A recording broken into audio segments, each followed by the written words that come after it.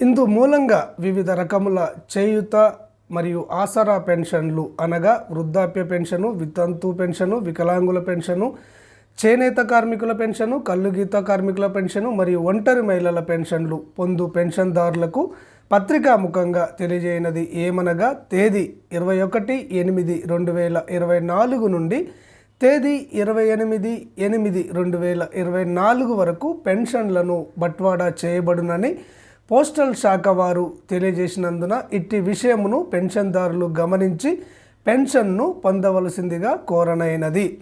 Pension మొత్తం నేరుగా సంబంధిత పోస్టల్ శాఖ వారి వద్ద నుండి పొందవలెను. మధ్య దళారులను నమ్మవద్దు. పెన్షన్ను పొందుటకు ఎటువంటి సొమ్ము చెల్లించవలసినటువంటి అవసరము లేదు.